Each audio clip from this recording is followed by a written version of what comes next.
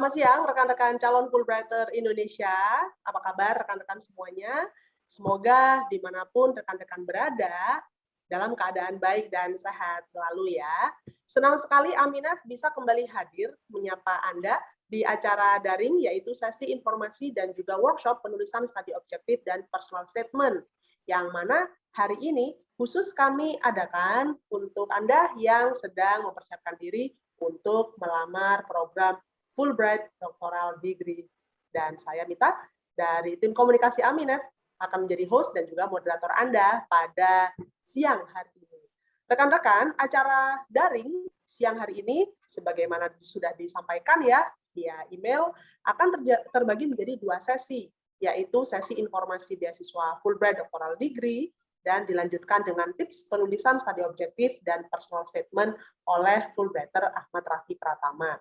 Lalu nanti akan ada juga sesi kedua, yaitu sesi dalam breakout room, di mana Anda yang saat ini bergabung di Zoom meeting akan berada pada breakout room yang berbeda-beda untuk bisa ngobrol lebih dekat, berbicara lebih dekat mengenai essay studi objektif dan personal statement Anda ataupun pertanyaan Anda lainnya terkait dengan beasiswa Fulbright. Nah, oleh itu, rekan-rekan ya, langsung saja saya ingin menyampaikan untuk peraturan acara daring, yaitu selama nanti narasumber menyampaikan informasi, mohon untuk Anda yang bergabung di Zoom meeting itu bisa mute atau mematikan audio Anda, sehingga nanti suara bisa terdengar dengan jelas ya. Dan setelah itu nanti akan ada sesi tanya jawab juga, yang mana silakan Anda langsung ketikkan pertanyaan via chat langsung ke direct message kepada saya. Nah, untuk itu langsung saja kita mulai, yaitu sesi yang pertama, informasi mengenai beasiswa Fulbright Doctoral Degree Program. Untuk keperluan ini saya akan share screen ya. Nah, berikut ini adalah paparan yang kami persiapkan, yang mana paparan ini dibuka dengan sebuah kalimat, Andakah Fulbrighter Indonesia selanjutnya? Nah, rekan-rekan, ada satu testimoni dari alumni kami yang ingin kami bagikan, di mana dia mengatakan bahwa Fulbright memberinya kesempatan untuk menempuh pendidikan tinggi yang membuka pintu peluang luar biasa lainnya. Nah, program pertukaran Fulbright itu merupakan program pertukaran pendidikan terkemuka dari Amerika yang membuka kesempatan bagi mereka yang berprestasi dari berbagai latar belakang. Di Indonesia sendiri, program ini sudah ditawarkan sejak tahun 1952, di mana alumni pertama kami diantaranya ada Hasan Syadili, Haji Agus Salim, dan juga Rustandi Kartakusuma. Sementara orang Amerika yang pertama kali datang ke Indonesia untuk beasiswa Fulbright itu datang pada tahun 1960. Dan sejak saat itu sudah ada kurang lebih 3.000 orang warga Indonesia dan 1.300 orang warga Amerika Serikat yang menjalankan program Fulbright, yang mana sekaligus untuk mendekatkan hubungan antara kedua negara.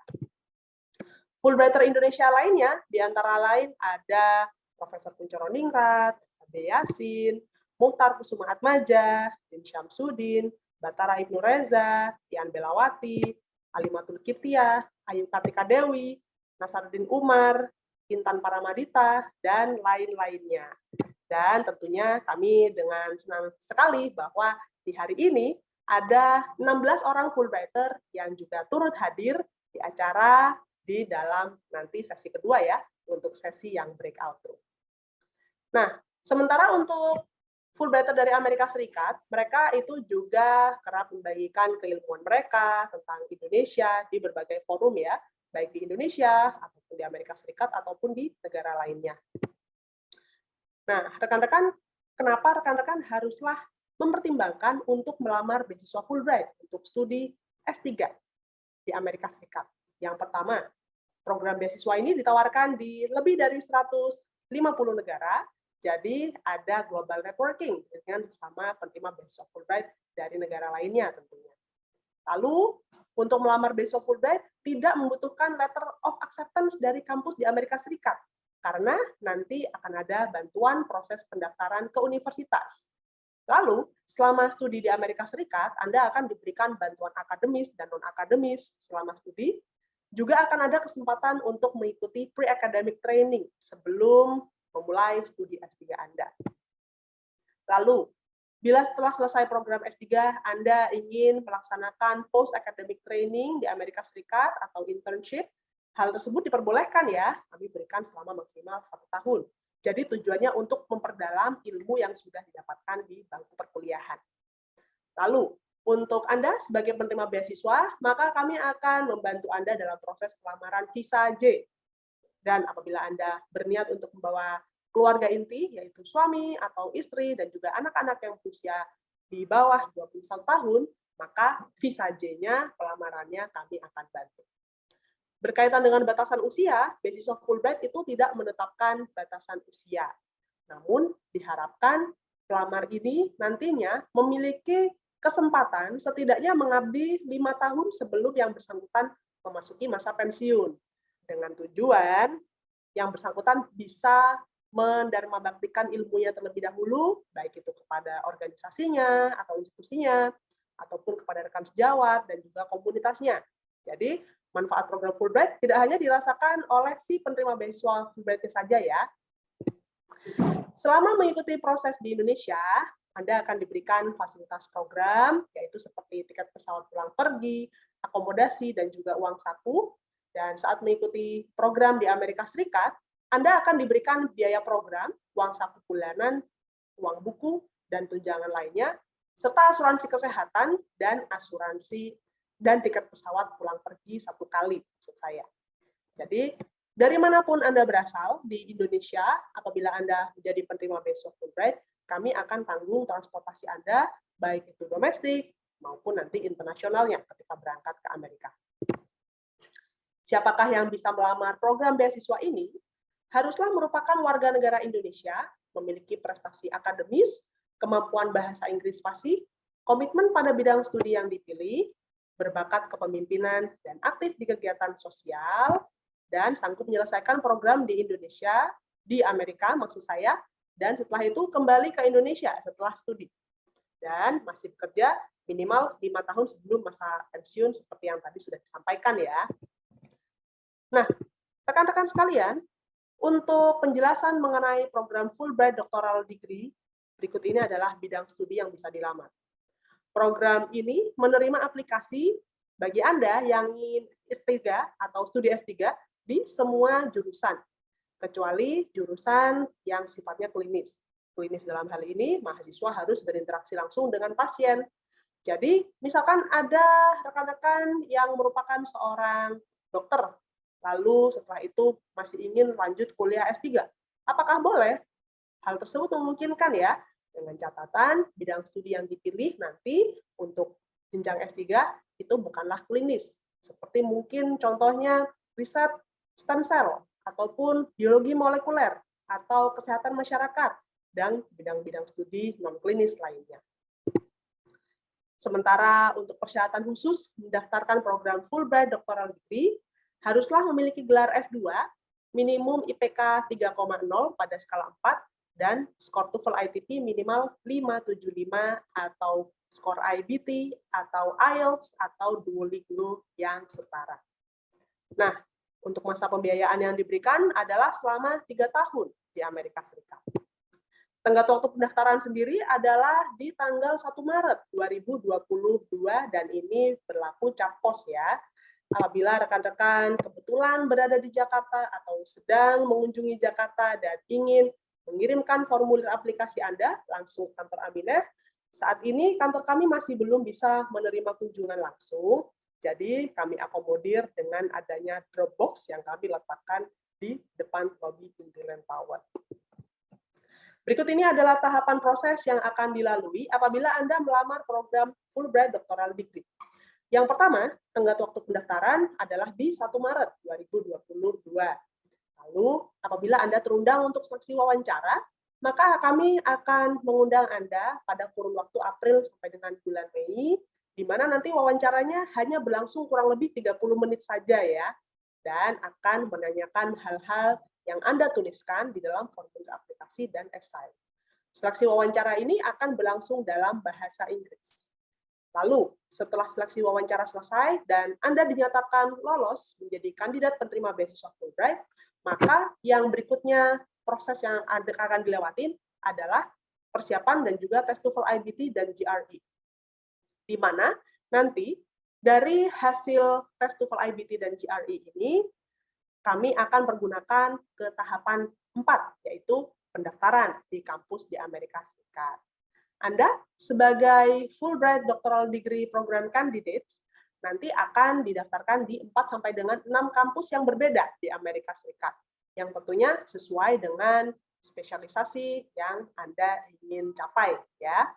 Nah, setelah itu kita akan sama-sama menunggu apakah Anda mendapatkan LOA atau tidak. Ada kemungkinan ada proses pertimbangan lebih lanjut dari tim kami untuk bisa benar-benar menyocokkan dari pilihan kampus yang Anda inginkan. Maka setelah nanti proses kampusnya daftarnya final, barulah kami akan jalankan formulir aplikasi Anda ke kampus-kampus tersebut.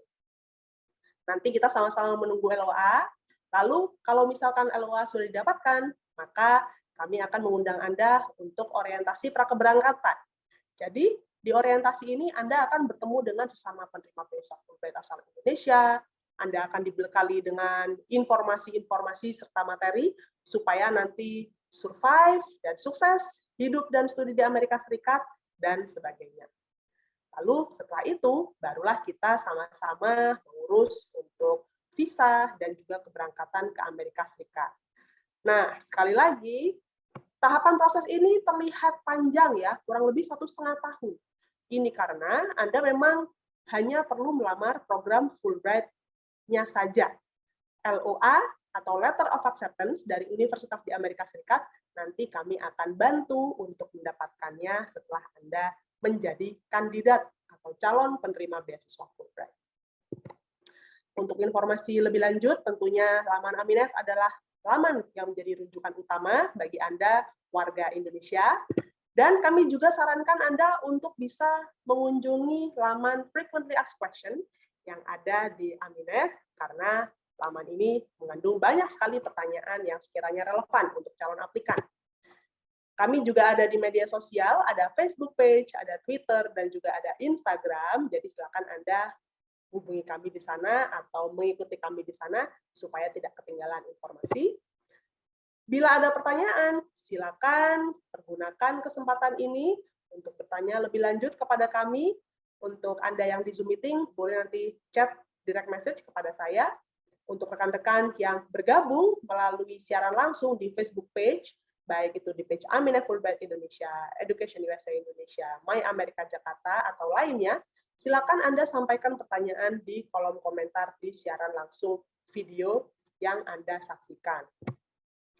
Aminef adalah pengelola beasiswa Fulbright dan juga fellowship lainnya di Indonesia. Program Fulbright sendiri itu sudah dikelola oleh Aminef sejak kami berdiri di tahun 92. Dan program Fulbright yang kami kelola merupakan yang terbesar di Asia Pasifik. Visi misinya adalah untuk meningkatkan saling pengertian dan rasa saling menghormati antara Amerika dan Indonesia melalui berbagai program pertukaran pendidikan. Jadi, orang Amerika yang mendapatkan beasiswa Fulbright, dia bisa memilih Indonesia atau negara lainnya di luar Amerika Serikat untuk dia bisa riset, mengajar, ataupun mengadakan proyek lainnya. Sementara warga Indonesia yang mendapatkan beasiswa Fulbright, dia pasti akan berangkat ke Amerika Serikat ya, untuk studi S2 atau S3, riset, ataupun proyek lainnya. Beasiswa Fulbright ada 7 program beasiswa yang berbeda untuk warga Indonesia, dan saat ini kita membahas satu di antaranya, yaitu Fulbright Doctoral Degree Program. Lalu ada juga 2 kategori beasiswa lainnya, yaitu Community College Initiative dan Global Undergraduate Exchange. Silakan nanti masuk ke laman Aminef ya, untuk informasi selengkapnya mengenai program-program tersebut. Nah, itu saja rekan-rekan dari kami. Sekarang waktunya Anda untuk bisa meraih kesempatan studi doktor di Amerika Serikat dengan beasiswa Fulbright. Kami harapkan dengan mengikuti acara ini merupakan langkah awal bagi Anda untuk bisa menjadi Fulbrighter Indonesia berikutnya. Dan untuk bisa mendukung Anda dalam hal mengisi formulir aplikasi, terutama menulis 2 esai penting, yaitu study objective dan personal statement, kami ingin mengundang salah satu Fulbrighter kami untuk bisa membagikan tips penulisan esai tersebut.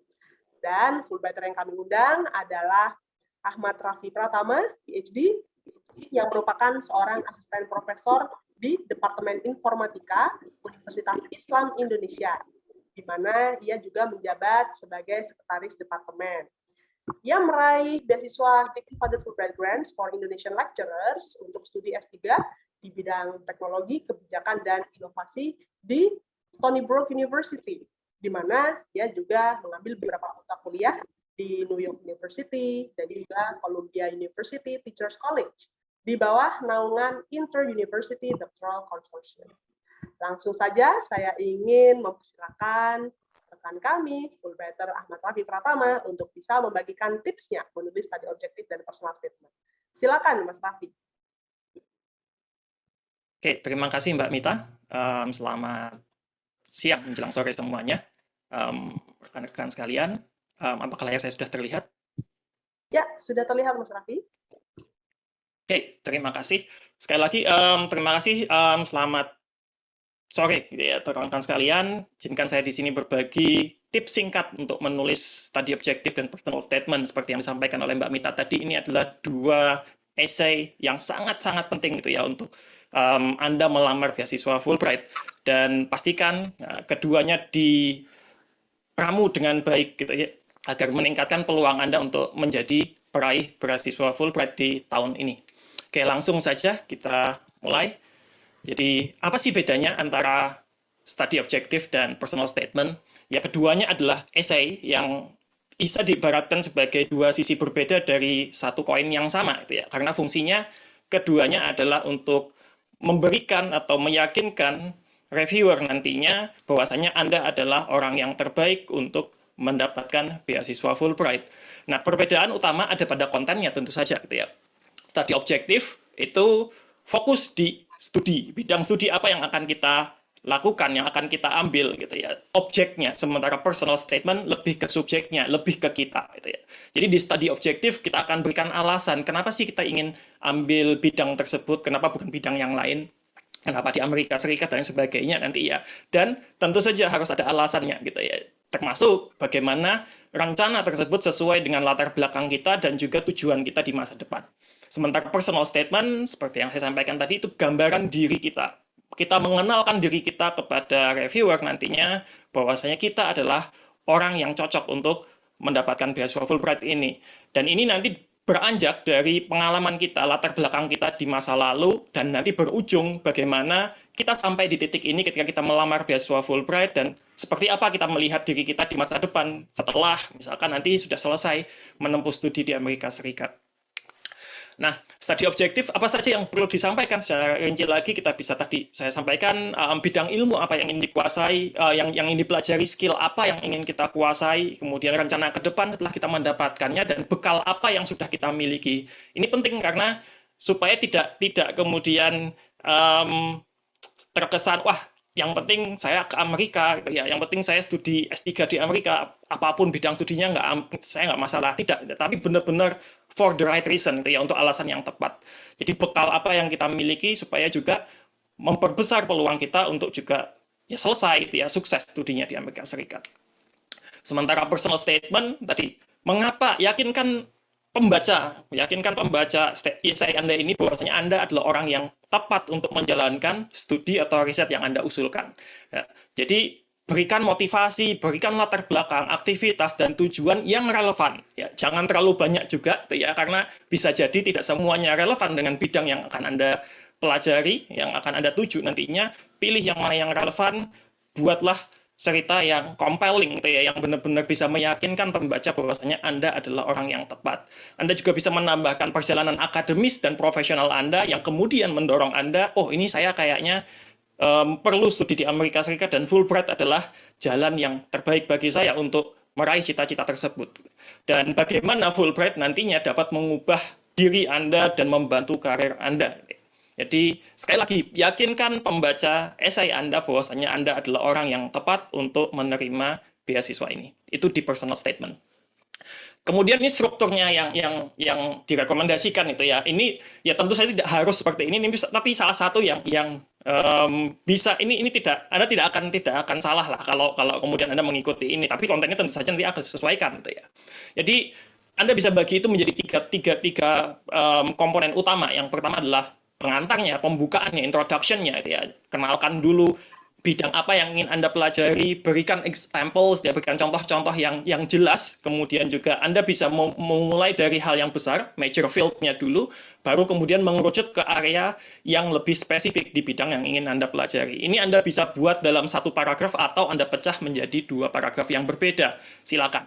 Kemudian body-nya, ya, 3 alasan utama ini adalah yang sangat-sangat penting di sini. Jadi di sini adalah Anda meyakinkan bahwasanya bidang tersebut adalah bidang yang tepat untuk dipelajari, kemudian juga Anda berikan alasannya tentu saja gitu ya. Jadi tiga alasan dan masing-masing alasan itu Anda berikan juga tujuannya. Kenapa sih itu gitu ya. Dan masing-masing ini Anda bisa pecah menjadi masing-masing 1 paragraf sehingga total ada 3 paragraf. Terakhir Anda bisa tutup itu dengan menjelaskan future objectives ya, tujuan Anda di masa depan kalau Anda sudah berhasil menempuh studi tersebut gitu ya. Anda juga bisa memecahnya menjadi 2 paragraf yang berbeda dengan menambahkan penutup yang menarik gitu ya, silakan. Jadi in total Anda bisa mendapatkan 5 sampai 7 paragraf untuk study objective ini. Sementara untuk personal statements Anda bisa bagi menjadi 2 komponen utama, yaitu yang Anda latar belakang gitu ya, background Anda,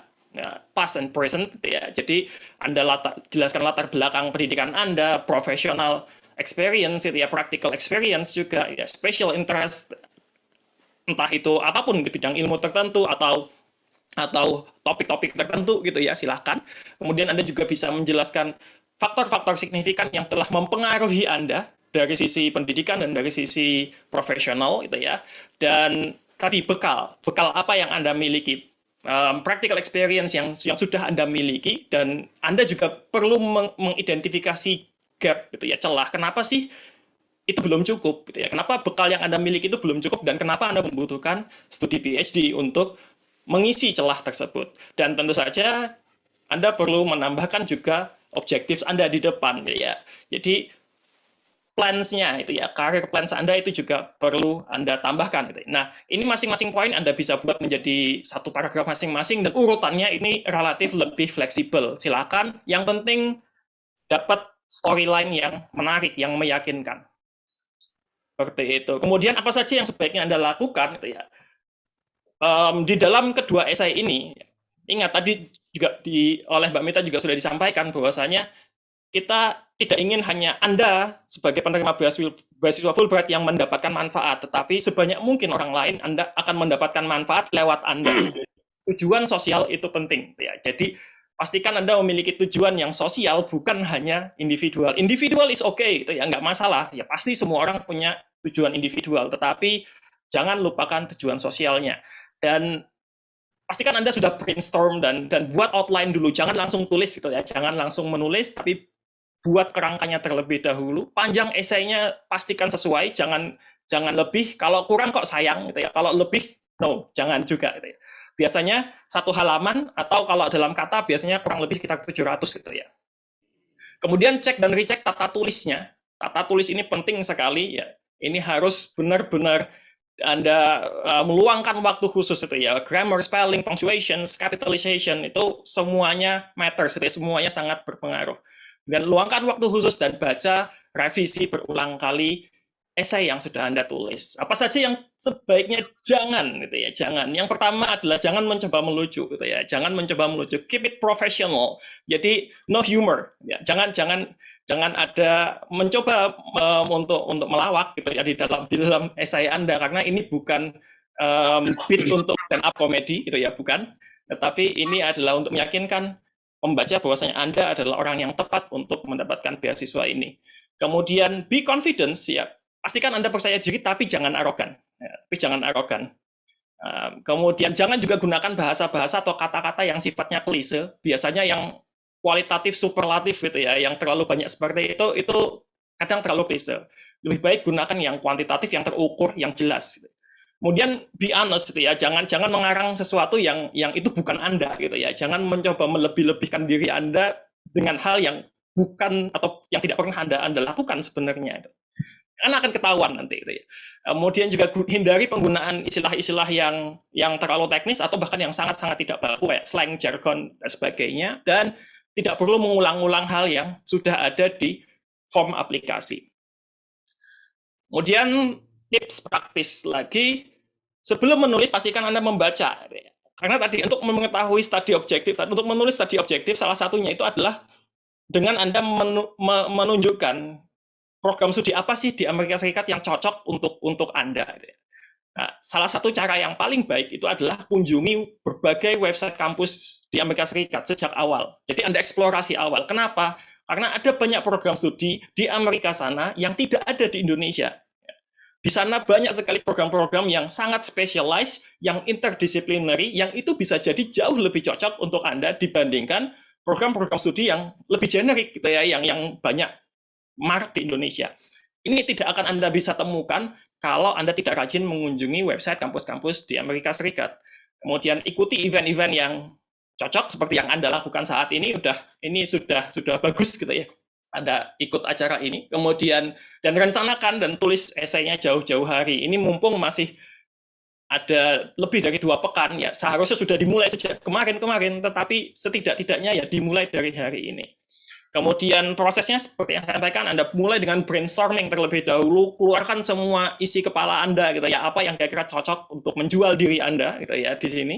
Anda buat outline-nya dulu, Anda buat draft-nya, kemudian review dan revisi berulang kali ya. Jadi berulang kali.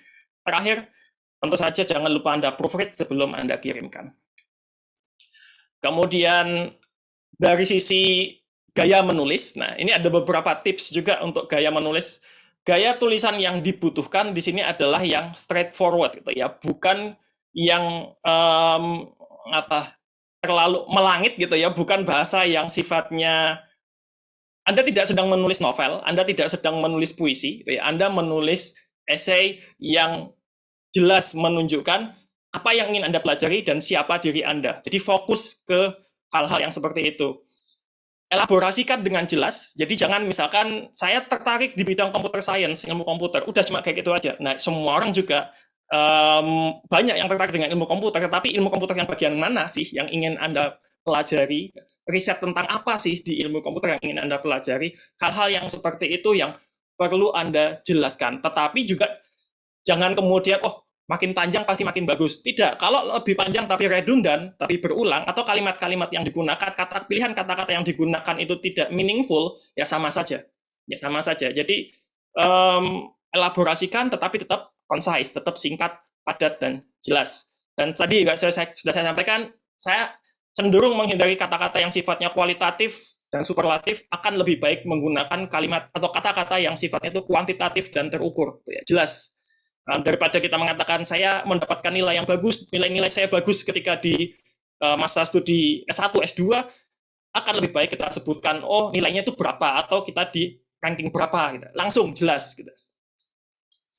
Saya rasa itu untuk tipsnya.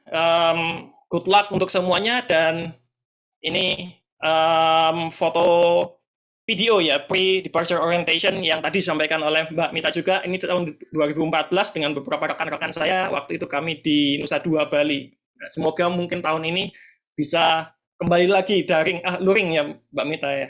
Mungkin itu saja dari saya. Terima kasih Mbak Mita, saya kembalikan, dan good luck untuk teman-teman semuanya. Ya, terima kasih banyak Mas Raffi untuk tipsnya yang sangat singkat namun tetap jelas ya.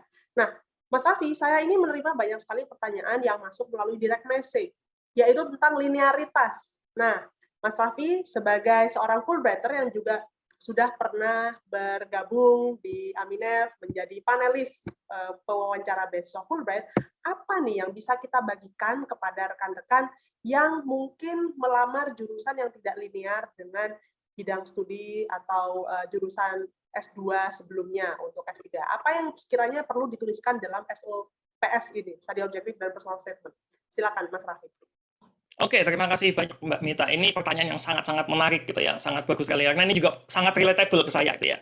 Saya juga dosen, saya juga pernah mengalami ini, saya juga pernah punya pertanyaan ini, isu linearitas ini gitu ya. Tapi izinkan sedikit saya cerita gitu ya, bosnya background saya S1 saya teknik elektro, konsentrasinya itu sistem informasi. Kemudian S2 saya ambil Master of Information Technology dengan spesialisasi Computer Network and Computer Security. Sementara S3 saya, tadi seperti yang sampaikan oleh Mbak Mita, itu Technology Policy and Innovation. Ini beda sekali. Ini intersection antara computer science dan social science. Bahkan gitu ya, karena kalau di Amerika kan kita kuliah, pasti ada kuliah wajib dulu gitu ya. Meskipun kita ambil studi S3, kita kuliah wajib. Mayoritas kuliah wajib saya itu adalah social sciences. Saya ambil 2 mata kuliah ekonomi, saya ambil 2 mata kuliah sosiologi, saya ambil 2 mata kuliah learning science, psikologi, dan sebagainya. Banyak sekali mata kuliah social science yang saya ambil. Tidak ada masalah.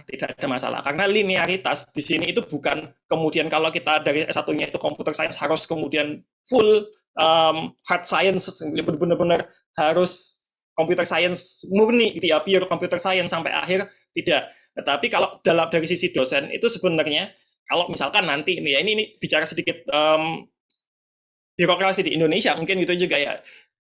Linearitas di Indonesia itu lebih ke bagaimana ketika kita sudah nanti misalkan mau mengejar gelar profesor gitu ya. Professorship-nya itu adalah hal yang sebidang dengan apa yang kita pelajari di studi S3 kita.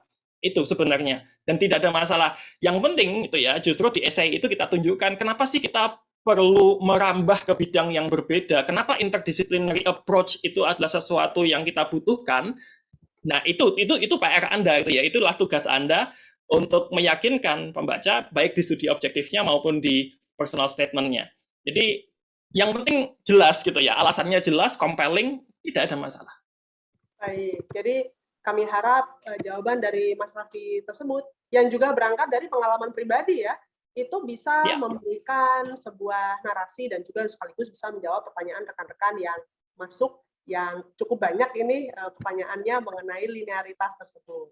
Dan yang penting jangan lupa untuk disebutkan juga di dalam studi objektifnya dan juga personal statement-nya, mungkin lebih kepada personal statement ya Mas Raffi ya, mengapa personal statement, betul. Jadi yang mengapa yang perlu ditekankan dan bidang studi yang ingin dilamar itu memang berbeda dari S2-nya sebelumnya, terus setelah itu mungkin juga harus didukung dengan pengalaman-pengalaman kerja dan juga pengalaman lainnya yang mendukung ya. Kalau Mas Raffi sendiri bagaimana Mas Raffi ketika saat itu melamar S3 yang berbeda jurusan dari S2, lalu apa selain esai yang meyakinkan, apalagi nih pengalaman atau poin-poin penting lainnya yang disampaikan di dalam formulir aplikasi? Oke, terima kasih Mbak Mita. Jadi ini saya juga benar-benar berangkat dari pengalaman pribadi gitu ya. Ketika saya pulang S2, saya dipercaya untuk membuat berbagai macam sistem gitu ya di kampus saya waktu itu, bikin aplikasi macam-macam, bikin sistem macam-macam gitu ya. Tetapi saya melihat kok dampak sistem yang saya buat itu tidak terasa gitu ya, tidak terasa, hanya muncul ketika diluncurkan, dirilis gitu ya, dipakai, tapi setelah itu tiba-tiba hilang, tiba-tiba tidak lagi digunakan gitu ya. Dampak jangka panjangnya, ya, sustainability-nya itu tidak ada. Dan di situ saya tertarik untuk mempelajari kira-kira apa sih yang menyebabkan itu. Dan ternyata memang ada gap gitu ya antara orang computer science gitu ya. Computer science itu mikirnya terlalu rigid gitu ya, sementara pengguna tidak seperti itu mikirnya gitu ya. Jadi saya mencoba mencari jawaban dengan mencoba menjembatani dua hal yang berbeda itu. Ya. Dari situlah kenapa kemudian saya memerlukan belajar teori-teori ekonomi, teori-teori sosiologi, gitu ya, teori-teori psikologi, gitu ya. Dan itu ternyata sangat-sangat membantu saya, gitu ya, untuk mengembangkan atau untuk mengimplementasikan teknologi informasi yang ya saya kembangkan atau saya coba implementasikan dengan rekan-rekan. Oke, baik. Terima kasih banyak untuk pengalamannya. Jadi rekan-rekan, kami harap ini bisa menjawab pertanyaan tentang linearitas ya, terutama untuk Anda yang ingin melanjutkan untuk studi S3 di Amerika Serikat. Nah, saya akan coba melihat lagi terlebih dahulu untuk pertanyaan-pertanyaan lainnya yang sekiranya relevan. Nah, Jadi untuk maksimum esai, yaitu untuk masing-masing study objective dan personal statement itu kurang lebih 1 halaman, berarti mungkin kurang lebih sekitar 500-600 kata begitu ya Mas Raffi ya? Iya. Oke. Nah, Iya, sekitar segitu. bisakah Mas Raffi bagikan pada saat Anda berpartisipasi dalam seleksi wawancara Fulbright? Bagaimanakah sebuah winning essay dan juga apa yang terjadi dalam ruangan wawancara pada saat si orang yang diwawancarai ini menyampaikan poin-poin dalam esainya atau dalam juga formulir aplikasinya tersebut. Silakan. Oke. Ya, terima kasih Mbak Mita. Untuk ketika saya diminta untuk menjadi panelis gitu ya, untuk melakukan interview ke aplikan Fulbright itu ya, tentu saja kami diminta untuk membaca esainya terlebih dahulu. Dan ingat, esai Anda akan dibandingkan dengan esai orang lain gitu ya. Esai Anda akan dibandingkan dengan esai aplikan yang lain. Jadi ketika esai Anda itu generik gitu ya, yang tidak menggambarkan keunikan Anda sebagai seorang individu dan juga sebagai seorang ya calon akademisi, meskipun tidak harus menjadi dosen ya, tapi kan karena Anda ambil studi S3 kan namanya PhD student ya seorang akademisi juga gitu. Nah, kalau Anda tidak bisa menunjukkan keunikan Anda di situ, ya Anda akan kalah bersaing dengan yang lain. Ya. Jadi buat itu benar-benar ya relatable gitu ya, relatable tetapi tetap unik gitu ya, tetap unik. Kemudian apa yang akan kami tanyakan ketika wawancara, ya tentu saja apa yang Anda tulis gitu ya. Apa yang Anda tulis itu salah satu kesempatan kami untuk mengkonfirmasi apakah yang Anda tulis itu benar-benar tulisan Anda sendiri atau bukan gitu ya. Apakah itu benar-benar sesuatu yang honest gitu ya, yang jujur, yang benar-benar Anda tulis. Saya benar-benar punya minat belajar bidang itu, bukan karena bidang itu tuh kayaknya yang akan menjual kalau saya tulis. Peluang saya untuk diterima akan lebih besar, tidak itu ya, itu dua hal yang berbeda kan ya. Jadi kelihatan nanti di situ. Jadi kami akan menggali itu lebih dalam, dan ya Anda tidak perlu khawatir sebenarnya pertanyaan-pertanyaan di beasiswa di wawancara beasiswa Fulbright ini mudah dijawab untuk yang menulis esainya dengan baik, yang direncanakan dengan baik sejak awal, karena ya tidak akan jauh pertanyaannya dari apa yang sudah Anda tuliskan dan apa yang Anda submit ke Aminef. Baik, terima kasih banyak untuk jawabannya. Kami harap itu bisa memberikan pencerahan ya rekan-rekan ya, terutama untuk Anda yang saat ini sedang memfinalisasikan formulir aplikasi dan juga esai untuk melamar beasiswa Fulbright. Nah, ada juga banyak sekali pertanyaan yang bertanya mengenai durasi, yaitu durasi untuk studi di Amerika Serikat. Itu biasanya kalau durasi S3 di Amerika Serikat itu biasanya berapa lama? Bisakah Mas Raffi membagikan pengalaman ataupun pengamatan mengenai hal ini? Oke, terima kasih. Untuk durasi memang relatif lebih panjang dibandingkan mungkin kalau Anda bandingkan dengan beberapa negara lain gitu ya. Karena di beberapa negara lain mungkin ada yang langsung riset begitu mulai masuk studi PhD-nya. Sementara di Amerika kita biasanya ada kuliah wajib terlebih dahulu. Jadi ada kuliah wajib. Dalam kasus saya, misalkan saya menyelesaikan studi saya dalam 5 tahun, apakah saya bisa lebih cepat? 4 tahun? Ya sebenarnya bisa, tetapi ada alasan di mana saya tidak bisa menyelesaikan itu gitu ya dalam 4 tahun. Jadi 2 tahun pertama saya ambil kuliah, kemudian saya dapat kesempatan, tadi sebenarnya disampaikan juga oleh Mbak Mita, saya mengambil program yang namanya Inter-University Doctoral Consortium, di mana saya waktu itu punya kesempatan untuk mengambil kuliah tambahan. Ini bukan kuliah wajib, kuliah tambahan secara gratis tanpa ada biaya sedikit pun di kampus-kampus lain di New York and New Jersey States gitu ya. Jadilah kemudian saya menambah 1 tahun kuliah gitu ya di Columbia University dan di New York University. Free of charge, sama sekali tidak ada biaya tambahan. Dan itu keputusan yang sangat saya syukuri gitu ya, karena kesempatan itu belum tentu saya dapatkan lagi gitu ya. Tapi bisa 4 tahun, bahkan 3 tahun, ada beberapa rekan Fulbrighter lain itu juga ada yang bisa lulus dalam 3 tahun ada. Tetapi memang umumnya biasanya 4-5 tahun itu masa studinya, karena kita memang harus kuliah dulu di awal. Setelah kita kuliah nanti biasanya akan ada yang namanya qualifying exam, ada qualifying exam. Setelah kita lulus qualifying exam, nanti kita akan buat proposal disertasi kita, kemudian akan ada preliminary exam lagi, setelah itu baru kita diakui sebagai PhD candidate gitu ya. Jadi ada istilah namanya ABD, all but dissertation atau all but degree gitu ya. Nah, itu di mana kita tinggal mengerjakan disertasi saja. Seperti itu. Baik, terima kasih. Nah, ini ada pertanyaan berikutnya terkait dengan esai study objektif dan juga personal statement. Apakah ada kriteria yang baik dalam hal menuliskan future goals? Nah, bagaimana kita bisa menyampaikan future goals itu sebagai sesuatu yang realistis, tidak muluk-muluk di dalam formulir aplikasi dan juga esai tentunya ya. Apa yang bisa kita bagikan kepada penanya? Oke.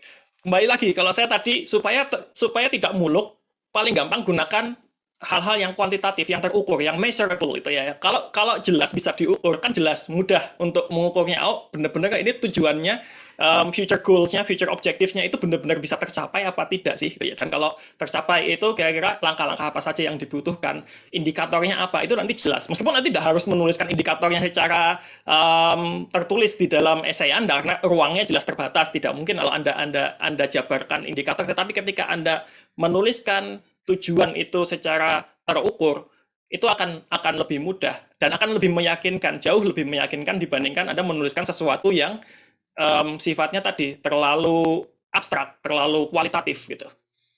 Baik, terima kasih banyak untuk jawabannya, Mas Raffi.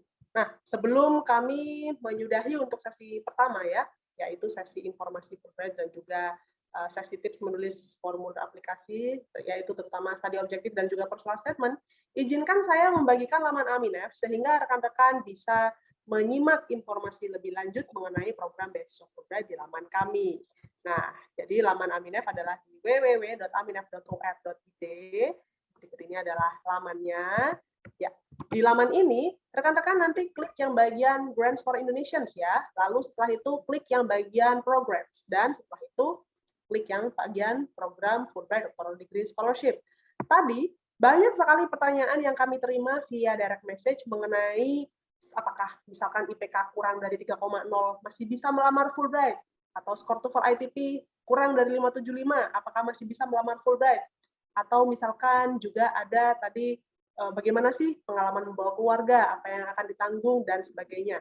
Sebetulnya jawaban-jawaban atas pertanyaan Anda itu sudah kami rangkum di dalam frequently asked question. Jadi silakan nanti Anda kunjungi tautan ini untuk bisa melihat jawaban atas pertanyaan-pertanyaan umum yang sering sekali ditanyakan oleh calon aplikan. Kami harap halaman ini juga bisa membantu Anda ya untuk bisa mengetahui lebih lanjut mengenai jawaban dari pertanyaan yang Anda miliki. Nah, kalau semuanya ingin mengetahui penerima beasiswa Fulbright itu jumlahnya berapa orang, PhD berapa orang, master degree berapa orang, itu juga informasinya ada di sini. Dan nanti juga untuk Anda, tadi ada pertanyaan, kalau seumpamanya bukan seorang dosen, apakah masih memiliki peluang untuk menjadi Fulbrighter? Tentu masih bisa ya, karena untuk melamar beasiswa Fulbright, beasiswa ini dibuka untuk mereka yang berasal dari berbagai kalangan, tidak hanya kepada mereka yang dosen saja. Kalau ingin tahu siapa sih yang menerima beasiswa Fulbright di tahun-tahun sebelumnya, di bagian Grantees and Alumni ini, apabila Anda klik yang bagian Current Grantees, nanti Anda akan menemukan dua tombol ya, Amerika dan Indonesia, dan ini ada logo bendera untuk representasinya. Klik yang bagian Indonesia, lalu setelah itu Anda klik tombol-tombol dari program yang Anda ingin ketahui lebih lanjut. Misalkan untuk Fulbright Doctoral Degree Scholarship, Anda ingin mengetahui siapakah yang berangkat ke Amerika Serikat pada tahun 2016 atau 2017. Nah, silakan Anda klik untuk bisa mempelajari bagaimana profil mereka. Laman Aminef ini diperbarui pada tahun 2016, oleh karena itu untuk current grantee profile ini kami tampilkan hanya sampai dengan 2016 saja dan hingga saat ini. Jadi kurang lebih begitu ya. Jadi kami harap ini bisa memberikan Anda sebuah gambaran tentang siapa sajakah penerima beasiswa Fulbright. Mari kita lihat contohnya, Anda ingin mengetahui siapakah grantee atas nama Sofia Lasma Sagala. Nanti kalau diklik langsung akan ada informasinya bahwa yang bersangkutan saat ini studi di Amerika, di PhD, di chemistry, bidang kimia, di Texas Tech University, terus S2-nya di mana, terus setelah itu, dan dia saat ini berprofesi sebagai apa, dan lain-lain. Jadi kami harap ini bisa menjadi laman inspirasi ya untuk Anda, untuk mengetahui siapa saja penerima beasiswa Fulbright. Kalau secara keseluruhan, nanti klik yang bagian Alumni Directory, nanti Anda bisa mendapati lagi-lagi dua bendera Indonesia, yaitu Indonesia dan Amerika Serikat. Klik yang bagian Indonesia, nanti akan keluar database seperti ini ya, yang berisi 3.000-an nama dari para grantee baik Fulbright maupun fellowship. Silakan Anda ketikkan berdasarkan keyword apapun. Misalkan kita mau mengetikkan Huda Maulana, apakah memang benar seorang Fulbrighter? Nah, bisa nanti diklik, terus setelah itu Anda akan mendapatkan informasinya. Kami tampilkan hanya informasi umum saja, yaitu nama, bidang studi, lalu setelah itu di mana dia berafiliasi sebelum beasiswa Fulbright, di Amerika dia di kampus mana, tahun keberangkatan kapan, publikasinya apabila ada kami tampilkan, dan lain-lain. Ini adalah merupakan database yang kami update secara berkala ya. Oleh karena itu kami juga mendorong para alumni untuk bisa menginformasikan update yang bersangkutan apabila ada, sehingga data umum mereka bisa kami tampilkan secara versi update di laman Aminef. Baik, kami harap itu sudah cukup membantu untuk rekan-rekan, terutama Anda yang saat ini mempersiapkan diri untuk melamar program Fulbright doktoral. Sebelum kita mengakhiri sesi pertama, saya ingin mengundang untuk rekan-rekan menghidupkan kamera sehingga kita bisa berfoto bersama. Kami akan menangkap layar dari Anda yang kameranya menyala saja ya. Jadi akan ada 6 slide, namun kemungkinan hanya 2 atau 3 slide saja. Silakan Anda mulai untuk menghidupkan kamera sambil kami nanti akan memulai hitungan mundurnya. Oke, kita sudah siap semuanya. Mari kita mulai untuk foto bersama. 1, 2, 3. Baik, terima kasih. Kita mulai untuk hitungan mundur, untuk screenshot atau foto virtual yang kedua. 1, 2, 3. Terima kasih. Untuk yang terakhir ya, karena nampaknya hanya 3 layar yang terbuka kameranya. Oke, kita mulai sama-sama. 1, 2, 3. Baik, terima kasih banyak rekan-rekan untuk partisipasinya dalam grup foto ini. Nah, rekan-rekan yang berada di Zoom meeting, mohon untuk stay di sini ya, karena kita akan sama-sama memasuki sesi kedua, yaitu sesi di dalam breakout room, di mana Anda nanti memiliki kesempatan untuk bisa berinteraksi lebih lanjut dengan para Fulbrighter kami dan juga bisa menanyakan pertanyaan seputar pengalaman beasiswa Fulbright mereka sehingga Anda bisa mendapatkan inspirasi. Sementara untuk Anda yang saat ini menyaksikan siaran langsung acara ini di Facebook page Aminef ataupun Facebook page Education USA Indonesia, My America Jakarta, dan lain-lain, maka untuk Anda cukup sekian dulu ya untuk acaranya. Terima kasih banyak atas perhatian Anda. Dan mohon bantuan Anda untuk bisa memberikan komentar mengenai acara ini melalui survei pasca acara yang kami kirimkan di dalam kolom komentar dari siaran langsung Facebook page yang Anda saksikan. Dan jangan lupa nanti untuk video rekaman acara ini juga bisa disaksikan, yaitu di akun YouTube-nya Aminef. Terima kasih banyak kepada Anda yang bergabung di Facebook page. Kita ketemu lagi di acara lainnya ya. Selamat siang untuk Anda. Dan kami akan melanjutkan acara yang ada di Zoom meeting. Ya, baik. Terima kasih. Nah, rekan-rekan sekalian yang berada di Zoom meeting, kami barusan sudah mengakhiri siaran langsung yang kami adakan di Facebook page live. Dan saat ini kita akan langsung masuk ke sesi kedua. Namun sebelumnya kami akan mengadakan break dulu ya, selama kurang lebih 10 menit hingga pukul 3.01 waktu Indonesia Barat. Jadi untuk itu jangan kemana-mana rekan-rekan sekalian yang ada di dalam Zoom meeting ini, kita akan kembali untuk sesi kedua. Terima kasih.